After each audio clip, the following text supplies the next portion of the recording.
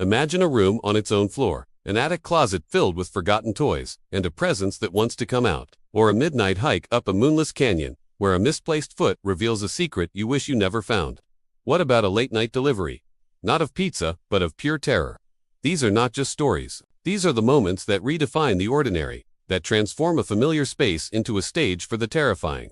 They're the sounds that shouldn't be there, the shadows that move when you're not looking, and the encounters with strangers who aren't quite human. From a ghostly piano player in a haunted plantation to a sinister face in your front door, these tales will make you question what you think you know about the world around you. They will take you on a journey into the inexplicable, where the line between reality and nightmare blurs.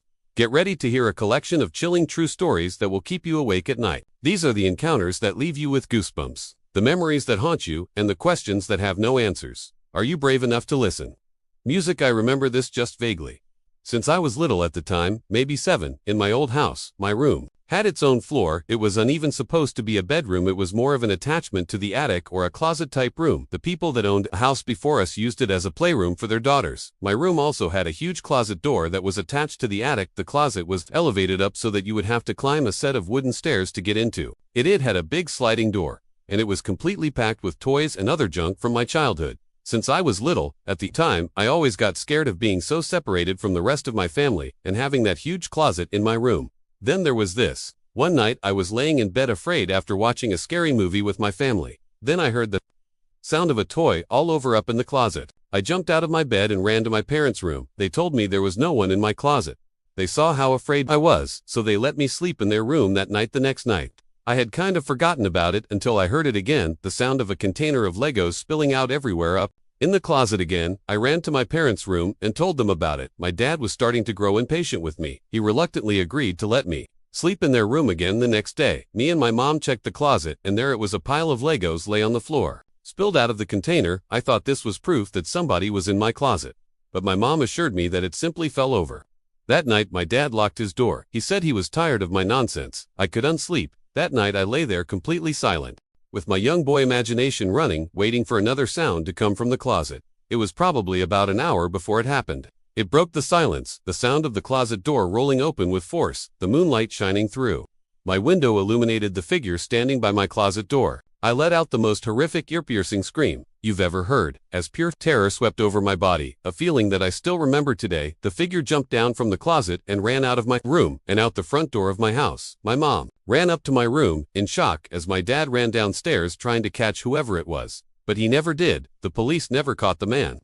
When I was in 8th grade, I went on a school trip that was called the Louisiana Tour. It was mostly going around to significant sites in South Louisiana. One of the places we went to was Myrtle's Plantation, which is considered to be one of the most haunted places in the country. There are all kinds of stories about the place, but at one point we were standing in a room as a part of a larger group, and the tour guide was talking about something. I don't remember what. As I am standing there, I start to hear what sounds like someone hitting a piano key. After I heard it a couple times, I started to look around for the source of the sound. I didn't see a piano, but I kept hearing it. So I asked my friends who were standing near me if they heard it. They said no. When I heard it again, I said, there it is. Again, they must have heard it. They thought I was crazy. So I went back to looking around the room. Everyone's eyes were on the tour guide, except for one woman. She caught my eye and pointed at me, and then at her ear, with a questioning look. I realized she was asking if I heard it too, and I nodded. At this point, the tour guide starts telling a story about a soldier who had died there, and that he played the piano, and multiple guests had reported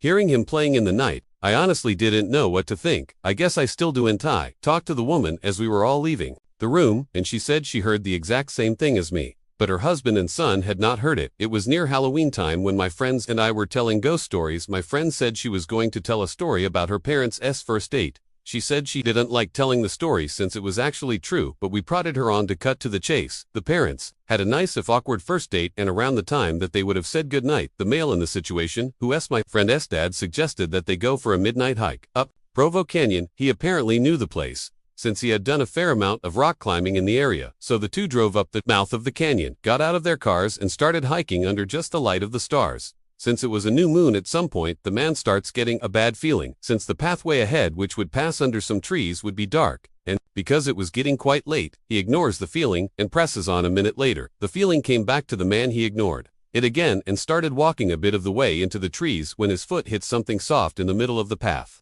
Under the trees, it was too dark to see just what this soft thing was, and the feeling came back stronger than ever. Instead of finding out what his foot had bumped into, he and the woman both agreed to hightail it out of there. Years later, after being married for some time, they were watching an interview with a serial killer, Ted Bundy. In response to a question asking him to describe the time that he felt the closest to being caught, he explained about the night that he lured a girl into Provoc Canyon and had just killed her when he heard some people coming up the trail. He explained how he hid in the trees just in time, only to watch some guy walk right into the body and for some reason just turn around and walk away. My school's library is open until 2 in the morning for the idiots like me that do undo their essays until the last minute. It's a pretty small building, and most of the books are in the basement area, called the Stacks. Just to give you a quick layout, there's the big main stairs that go down to the Stacks, a vending machine room, and a long hallway with the 4 entrances into the Stacks. The Stacks are 2 really big rooms on opposite sides of the hallway, with a huge amount of bookshelves and study desks in the walls. I was there around 11 o'clock p.m. last year. It was a pretty research-intensive essay,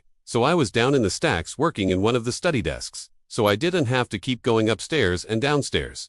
Again, I had been there for maybe 2 hours, and everyone except for a boy working a few desks down from me had already left. I was pretty zoned out by this point. It was an 8 a.m. class, so I didn't have much time until it was due, and I was sort of panicking, so it really pissed me off when I heard someone flipping through book pages really fast to make them do that loud whipping noise at the other end of the room. I sort of ignored it for a while, thinking they'd go away eventually, but they just kept doing it. After about 5 minutes, I got sick of it and started to walk over to tell them to knock it off. I get about 3 steps across the room and it just stops. I sat back down and it was quiet again, only for like 10 minutes. Before the flipping pages noise started again, only loads louder, like they grabbed a huge book that time. The boy started to get pissed off too, and he stood up and started walking around through the bookshelves trying to find them. It kept going, so I got up too and started looking around with him. It got really loud, and it was pretty obvious where it was coming from by that point. So we started walking towards it. He was on one side of the shelves, and I was on the other. We walked all the way down the shelves, no one there. We had unseen anyone come in the Stacks,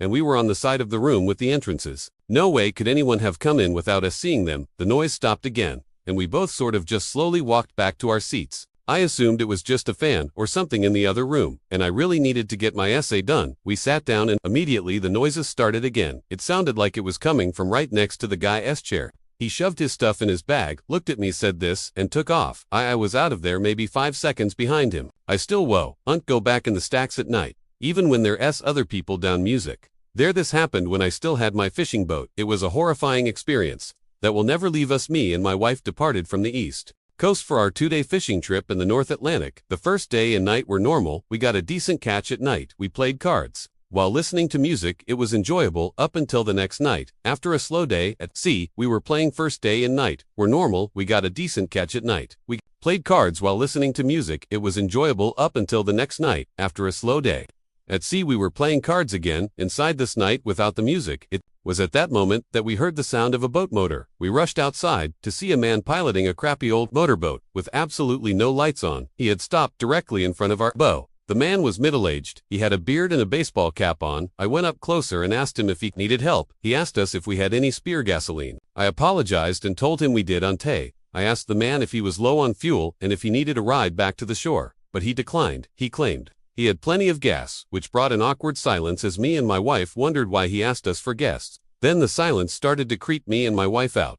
Mostly because of the way he just blankly stared at me. The only reason I could see was because of the deck light in the front of our boat. Other than that, we were surrounded by darkness. The man finally broke the silence and asked us if we had a good catch that day. I told him we did, and still trying to be polite, even though the situation was odd and creepy. I asked the man how he was getting around in the darkness, but all he gave me was a chuckle, as if I had made a joke. I figured he misheard me. He turned his little motorboat around, and the last thing he said to us was, "Nice meeting you folks." He sailed off into the total blackness surrounding us. Me and my wife were completely wigged out. My wife told me she was afraid he was going to rob us. Being a fisher, you run into and make conversation with other sailors and fishers all the time. But I knew something about that guy was off. The fact that he came up to us so late at night, so far from the shore, and alone in that little motorboat, and the way he acted, we were both really uncomfortable. So I decided to turn out our lights and sail a bit north, just to make sure the guy couldn't find us again. Call me paranoid. Later that night, probably around 2 in the morning,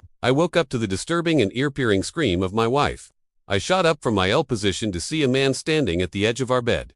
I lunged out of the bed towards the man, but he was out of the cabin before I could even get out of the room. I heard the sound of the same motorboat starting before speeding away into the darkness. Again, we sailed all the way back to the shore that night and reported the man right away. Of course, nothing was ever heard of the topic again. We still have no idea what the man wanted or what he was planning on doing, but it still gives me nightmares to this day. The way my bedroom was laid out was that across the room from my bed there's a small alcove that does not receive any light because of the closet that's slightly in front of it, so the closet blocks the ceiling light and the ambient light from outside when it is dark. I was in 4th year high school and was trying to sleep, but couldn't you know that feeling like someone is staring at you? I was feeling it, I couldn't shake it, and it just felt like whatever was staring at me had such malicious intent in it. I opened my eyes and my gaze was drawn to that dark corner of the room where I saw a hazy darker outline in it. I got goosebumps but thought that it was nothing there. I am just imagining things. I closed my eyes again, trying to force myself to get sleep, but I couldn't shake that evil feeling stare. Then there was a creak sound, the sound from somebody putting pressure on the floor. I opened my eyes again, and that shadow thing was in the opposite corner. Now all my inner senses went ballistic, and I threw my pillow and a blanket over my head as I cried myself to sleep, all while hoping that the thing wouldn't come closer.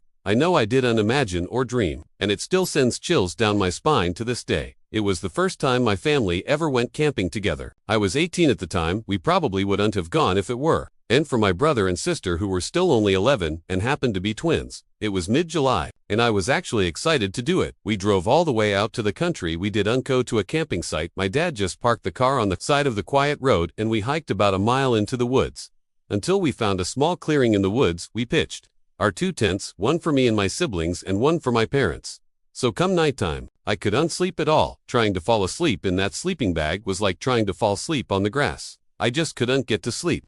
I spun around and tried to make myself comfortable for hours. My little brother and sister had been asleep for a long time at that point, and then I heard the sound of the zipper to the tent zipping down. I looked up and saw someone poking their head into the tent. I couldn't see who it was. Dad, I whispered. Whoever it was removed their head from the inside of the tent. Dad, I said louder. Whoever it was quickly moved away from the tent, leaving it unzipped. I was so confused. I was sure it was my mom or dad just checking on me. So I crawled out of the tent and walked over to my parents' tent. I unzipped it and crawled inside. My parents were both in their sleeping bags. I shook my dad until he woke up. I asked him if he had just checked on us. He said no. I got chills as he said it. I then woke up my mom hoping that it was her, but she groggy told me that she hadn't left the tent either. I got goosebumps all over as I came to the realization that somebody actually came up to our tent, opened up the zipper, and peered inside. A stranger, for all I know, some sort of psycho. I couldn't even really tell if my parents took me seriously or not, or maybe I just do remember, but I do remember that I didn't get a minute of sleep that night. My parents were on their honeymoon to Key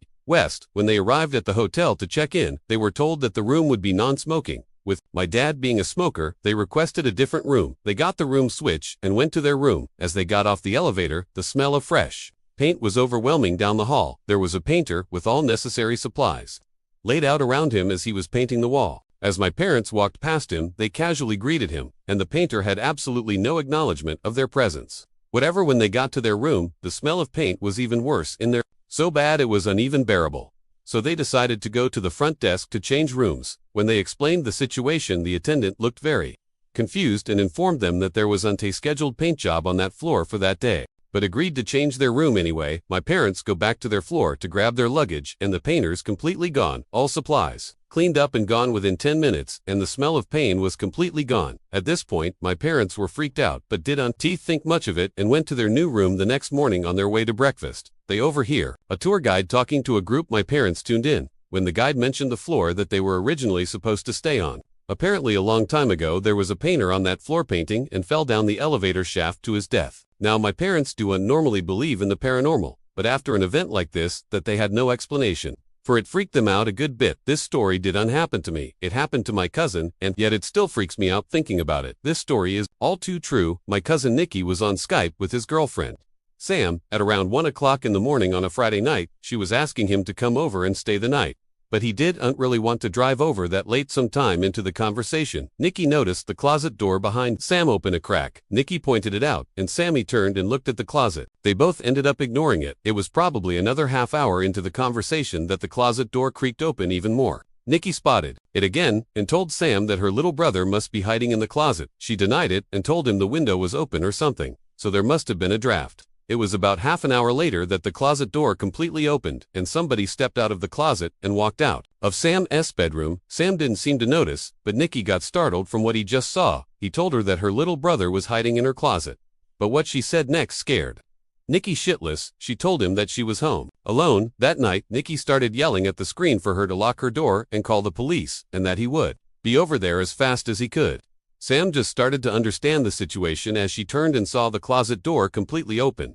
She ran over to her doorway and let out a blood-curdling scream before slamming the door shut and locking it. Nikki drove over as fast as he could while calling the police. When he got there, the front door was left open. So he ran into the house into Sam's room. He knocked on the door and told her it was him, but she wouldn't answer. When the police finally arrived, they busted open the door to find her curled up in the corner of the room in shock. She later told the police that she had seen somebody standing face to face with her at the doorway before shutting the door. It was a dark and stormy night, the kind of stormy that I loved, thunder and lightning roaring. So I was staying up late, watching movies. I lived with my dad, but he was not home that night. He was working nights anyway. After I finished watching the movie Forrest Gump for the 100th time, I decided 2 a.m. was a good time to get some shut-eye. I loved going to sleep during thunderstorms. It was just enjoyable to listen to.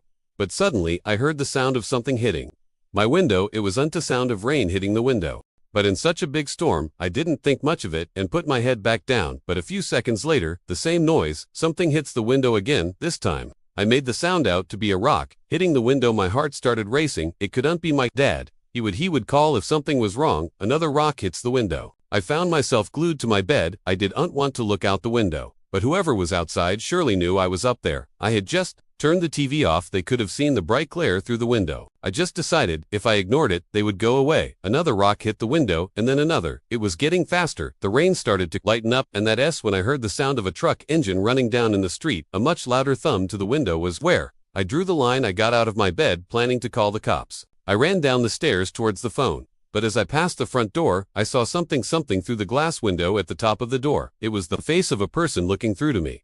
It seemed like they had a smile on their face. I sprinted to the kitchen and called the police. They said there was an officer nearby, and they should be there shortly. Whoever was at the door started fiddling with the doorknob and eventually ramming into it, trying to bust it open. I grabbed a knife for protection and yelled that the police were coming before running back upstairs to my room. After about a minute, the ramming to the door stopped, and there were no more rocks hitting my window. I still didn't